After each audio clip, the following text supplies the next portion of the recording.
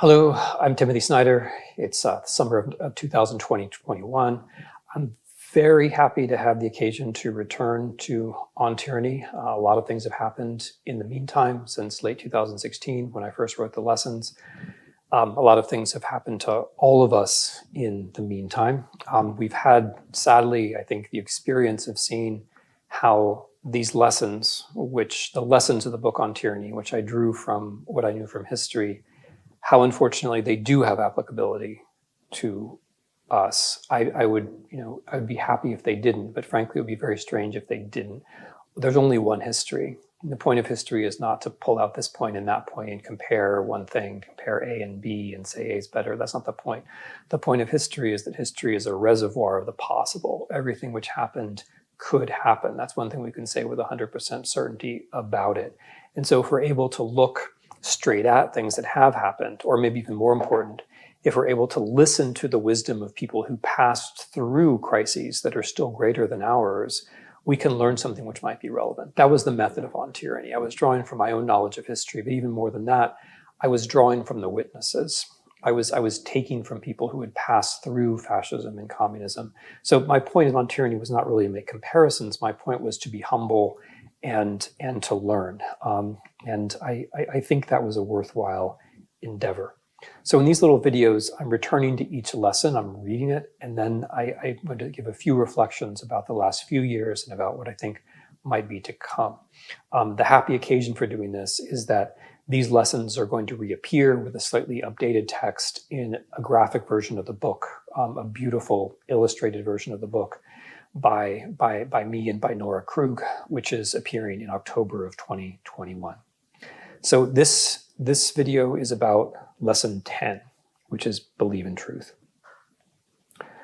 Believe in truth. To abandon facts is to abandon freedom.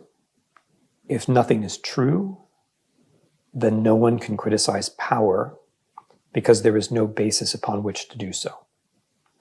If nothing is true, then all is spectacle. The biggest wallet pays for the most blinding lights. One of the things I liked about this lesson was that it was both classical and postmodern at the same time. This problem of truth and spectacle was one of the arguments that Greek philosophers made skeptically about democracy, that this is simply what would always happen. Wealth would be unequal. The people who had lots of wealth would create spectacle. They would make voting meaningless. But it also corresponded to the postmodern. In Russia and in plenty of other countries as well, we see an extreme case where you have this political philosophy of total nihilism. Nothing is true.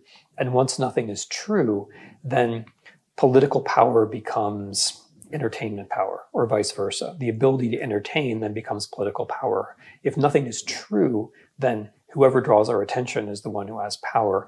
And if nothing is true, we don't really have any way to resist, because we can't really create, or most of us can't create, counter spectacles. If we want to resist, we have to say, you have done X, Y, or Z. The world is A, B, or C. When we deny ourselves that ability by denying that anything is true, we just slip and slide along. There's no way that we can have any purchase on the world if we give up on the idea of truth. So that's one of the reasons I like this lesson. I mean, another reason why I like this lesson is that it's turned out, I mean, I wish it hadn't, but it's turned out to be so relevant to the events of the last 5 years. One of the things which has come out in the last 5 years, or one of the things which has happened, has been this debate about free speech. And I just want to mention, in connection with this believe in truth business, that believing in truth has to do with asserting a value, that some things are actually true. I mean, we may never get to truth, but there's a horizon of truth, and that we should be pursuing it, and that hunt is valuable. That hunt for truth is virtuous. I'm saying this because in the origins of the argument for freedom of speech, this hunt is essential. This difficult hunt for truth is essential. And truth is elusive, but it's also hidden from us, right, by power.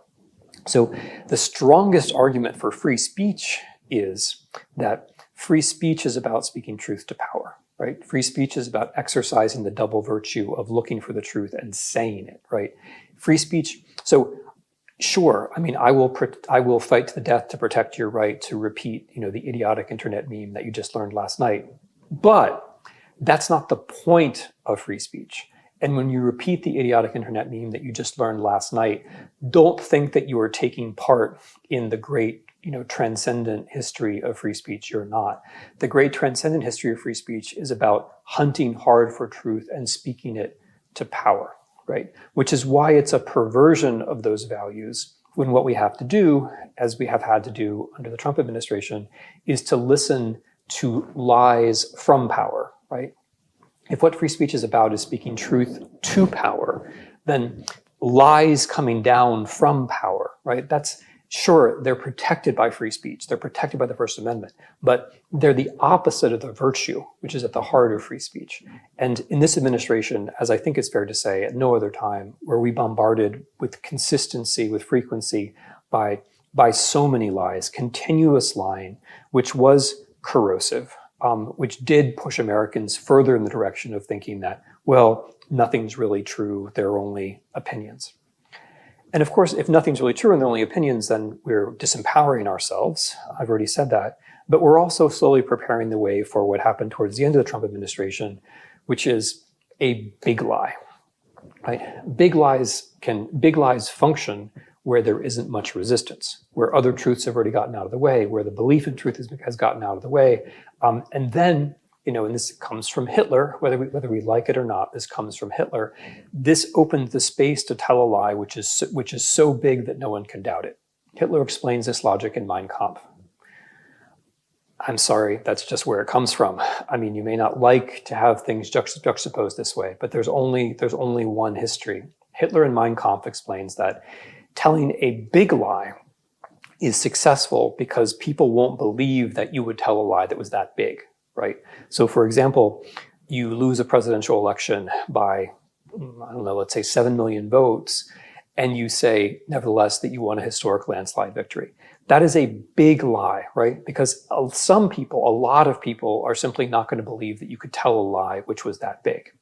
But big lies are big not just because they're distant from reality. Big lies have a social and political force. The thing about a big lie is that because it's not true and because it's big, if you commit yourself to it, that means you're committing yourself to belonging to the leader who told it and to the group who also believes it, right? You're committing yourself in effect to a conspiracy theory. It has to be a conspiracy theory because the lie which is told is against all kinds of evidence which is actually out there in the world. And so therefore you must generate a conspiracy which is big enough and powerful enough to have produced all of this evidence which works against your belief. So a big lie has to lead to faith in a leader, right, who is the source of the lie, but it also has to lead to conspiracy theories.